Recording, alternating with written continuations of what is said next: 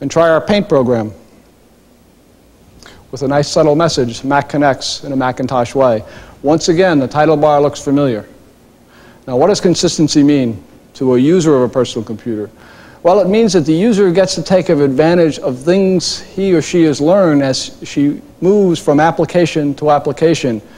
Each new application isn't another terribly difficult learning experience. The applications look the same, are intuitive and consistent, and foster confidence in the users of our personal computers. Now, in addition to being intuitive and consistent, the Mac's also fun and personal.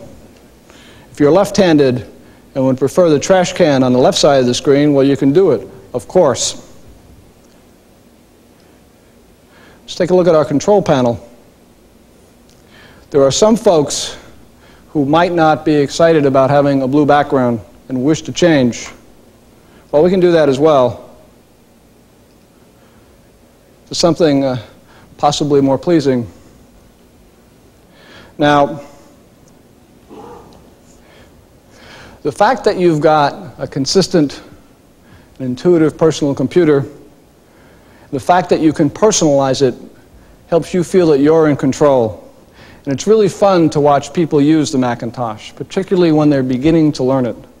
I had that experience about a year ago this week. Jean-Louis described our meeting. Later that day, I saw a Mac 2 for the first time. I guess I didn't hide my excitement very well, because a couple of days later, a Mac 2, a laser writer, arrived at my home. Big white boxes with red apples. Now, when you live in an IBM neighborhood, it's kind of hard to explain exactly what's going on there.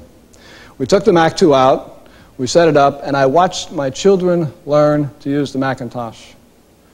It was wonderful to see. Within a couple of days, my 18-year-old boy was doing homework, and my 11-year-old was drawing paintings or pictures, or was it the other way around? We went on and on. I watched them enjoy the experience, and about a week later over dinner, my daughter asked me a very interesting question. She said, "Dad, if you stay with IBM, do we have to send the Mac back?" Well, luckily, I've never had to answer that question. I went out to Apple and I accepted the job. And I met Buzz Dean for the first time. Now, what Buzz did is he thought it would be useful for me in the few weeks that I was transitioning from Raleigh, North Carolina to California to have some way of meeting my new people, the people who would work for me in Cupertino. And so they created a HyperCard stack that I'd like to show you. Now, the stack has a card, has a card for each of the people in Buzz's department. And on the card, it was some biographical information about individuals, a digitized picture, the projects they were working on, notes that I could take about what I was learning. In addition, each individual got to record a slight soundbite describing either why they liked Apple or what they expected of me when I arrived, or anything really that they wanted to say. This is one of our engineers, Sherwin Gooch, who decided to tell a Zen story. Hi, my name is Sherwin Gooch. I'm designing hardware to support Apple's Ethernet products. I'd like to take this opportunity to recite the first joke written by a computer. It was written by a Control Data 6500 in 1974, and it goes like this.